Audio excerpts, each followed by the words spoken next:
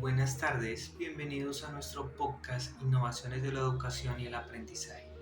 Soy su anfitrión José Luis Barbosa Ortega y hoy exploraremos cómo los estudiantes aprenden, cómo podemos ver e identificar sus estilos y ritmos de aprendizaje y cómo una enseñanza innovadora nos va a ayudar a facilitar en el desarrollo integral de nuestros alumnos, de su personalidad, y vamos a profundizar un poco en estas preguntas un poco más cruciales, un poco más internas, en donde cualquier educador comprometido con el bienestar en sí y el crecimiento de sus alumnos en las diferentes instituciones educativas, partiendo desde la parte infantil hasta la parte universitaria. No siendo más, vamos a empezar. Empecemos un poco por lo básico. Lo básico es cómo aprenden nuestros estudiantes. Al decir cómo podemos ver cómo aprenden nuestros estudiantes, la educación ha presentado una cierta evoluciones durante mucho tiempo y a lo largo de los años. Con ello, pues nuestra comprensión sobre el proceso cognitivo del aprendizaje ha ido aumentando, ha ido incrementando.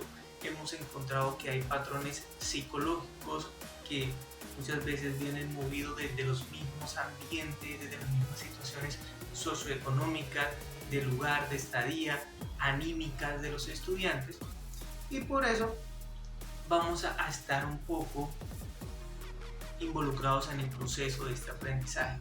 Prácticamente los teóricos contemporáneos nos dicen que el aprendizaje es un proceso activo y significativo, caracterizado propiamente por la transformación de la experiencia cultural y social del individuo. Pero ¿qué significa esto en nuestra vida diaria en el aula? Pues básicamente no somos expertos, pero vamos a profundizar un poco sobre este tema. El aprendizaje se produce cuando los estudiantes interactúan activamente con su proceso dinámico, con su proceso de aprendizaje, con conocer nuevas experiencias, con estar abierto ante nuevas experiencias. Pues esto les abre la oportunidad de cómo involucrarse directamente e integralmente desde lo cognitivo propio de ellos hacia lo fuera, hacia lo social. Es como saber qué producto nosotros como docentes vamos a llevar hacia una sociedad. Por eso vemos casos truncados de alumnos que por X o Y motivo, por una mala pedagogía, por sea cual sea el factor, terminan abandonando muchas veces la educación y son más factibles o más abiertos a tender a caer en seres asociales que terminan siendo daño íntegro a la misma sociedad en sí. Entonces, básicamente continuando, vamos a saber que esto es un proceso dinámico que no solo se involucra la adquisición de conocimientos, porque si fuera así, básicamente lo que necesitaríamos es que los estudiantes retengan información, y no es así.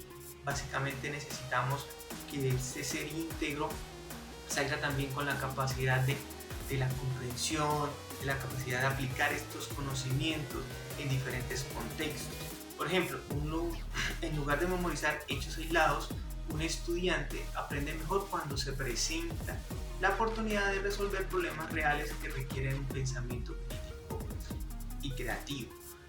Esto no nos hace desentender. Muchas veces pues no comparto la situación de que hay personas que dicen que no, yo nunca he usado, yo no me he cuadrado perfecto, o nunca lo voy a usar, o yo soy bueno para el arte y no es necesario para mí. Como mi formación propia de ingeniero mecánico en base matemática, digo que sostengo y leo un poco sobre este tema del arte, y es cuando uno se va un poco más a las escuelas griegas, las escuelas de la antigüedad, y observa a todos estos artistas que muchas veces, para poder hacer su arte, para poder hacer sus creaciones, obtienen y mantienen ese componente matemático, geométrico, aritmético. Entonces no puedo yo decir como educador que sí o no me va a servir ciertas materias o áreas específicas en un estudiante. Lo que tengo que hacer como educador es encaminar a ese estudiante, mirar en qué parte del proceso está fallando y poder darle un desarrollo muy práctico, un desarrollo muy didáctico, por así decirlo, para que ese estudiante fortalezca esas zonas en las cuales pues, puede tener cierto nivel de dificultad. Esto es fascinante. Podríamos tener un ejemplo más práctico que se ve esto en aula.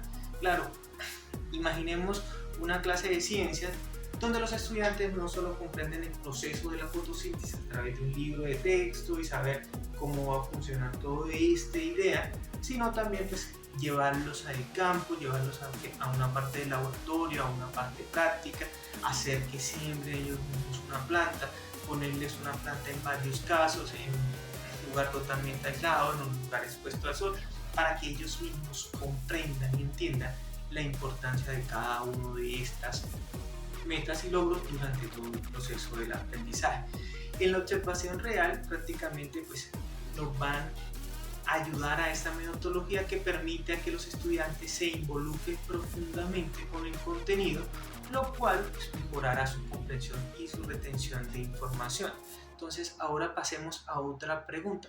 ¿Cómo identificamos los estilos, los ritmos y el aprendizaje de nuestros estudiantes? Pues, aquí viene algo pues, para nosotros como docentes o como encargados de un aula prácticamente.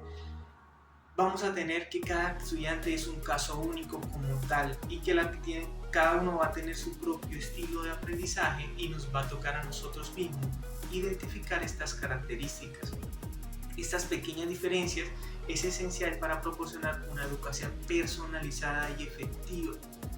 Muchas veces pues nosotros en nuestro campo, en nuestro día a día, por las cargas administrativas, por las cargas que tenemos, pues nuestra vocación se ve un poco como en ese azar, se termina divagando muchas veces y pues tendemos a dejar lo más importante que es nuestra hora directa, nuestra hora de cátedra como última opción, y lo que hacemos muchas veces es seguir esa metodología tradicional que día a día muchas veces termina aburriendo aún más al estudiante, llevándolo a una desidia total hacia la parte del aprendizaje y orillarlo prácticamente a que odie tanto el proceso como el aprendizaje y básicamente termine desertando o solamente termine cumpliendo por cumplir, lo que haría básicamente que se rellene de información un día o 2 días antes de un previo. Entonces muchas veces estas evaluaciones que hacemos pues sí tenemos ventaja y observamos que les fue muy bien, pero si hacemos otra retroalimentación tiempo después vamos a observar que lo que se le quedó fue prácticamente nulo o cero o nada. Entonces básicamente después de investigar un poco más sobre este tema vamos a observar estas herramientas, estas estrategias que nos ayudan a identificar los estilos de aprendizaje de los estudiantes, las observaciones en aula, los cuestionarios, la autoevaluación, las conservaciones individuales que pueden proporcionar información valiosa. Por ejemplo, algunos estudiantes van a aprender mejor visualmente, otros auditivamente, otros van a kinestésica, van a estar con el tacto, me fue la palabra. Además, el uso de tecnologías y plataformas que nos permiten ofrecer datos sobre el rendimiento y las preferencias de estos aprendizajes como tal. Entonces, básicamente sobre qué tipo de herramientas y tecnologías para este propósito tendríamos miles, tendríamos toda la ayuda virtual que prácticamente en este siglo XXI está muy desarrollada, pero no es solo aplicarla por aplicarla, o sea, es aplicarla con metodología, es aplicarla con propiedad para que si el estudiante conlleve y se lleve ese aprendizaje en sí, y pues nosotros vamos a obtener y vamos a replicar esas métricas como tal. Ahora analicemos algo, la enseñanza como un proceso para facilitar el desarrollo de la personalidad del ser humano. Pues nos alejamos un poco muchas veces de las concepciones tradicionales de la enseñanza como simple transmisión de conocimientos. ¿Qué nos implica esto como tal? Pues bueno, en la educación moderna la enseñanza no se limita a la transferencia de información, o sea, básicamente no es llevar información de un profesor a un alumno que no sabe en un proceso creativo y colaborativo. Debemos fomentar en sí la reflexión, la autoexploración y el desarrollo de personalidad. La educación debe concentrarse en el desarrollo integral del estudiante, incluyendo las habilidades sociales, las habilidades emocionales y en sí la ética y el respeto, para que este pues como tal se vaya de una forma muy íntegra y muy importante, que es que cumplamos como tal con nuestro fin de educadores. Pues bueno, La enseñanza debe estar como un proceso que no solo busca impartir conocimientos científicos o llenarlo 100% de información, sino también desarrollar estructuras cognitivas y habilidades que contribuyan al crecimiento personal en sí, social de cada uno de los estudiantes. Esto significa diseñar experiencias 100% que sean significativas, que sean relevantes para los mismos estudiantes, que promuevan como tal su autonomía y su responsabilidad en la capacidad de reflexión. Entonces, ¿cómo podríamos nosotros darnos un ejemplo en qué se puede implementar este tipo de lección cotidiana? Pues claro, lo podemos dar de la siguiente. Pensemos en una clase de historia. En lugar de simplemente memorizar fechas, eventos, los estudiantes pueden participar activamente sobre debates, causas, consecuencias, eventos que se pueden evitar o se pudieron haber evitado antes, durante o el mismo proceso como tal.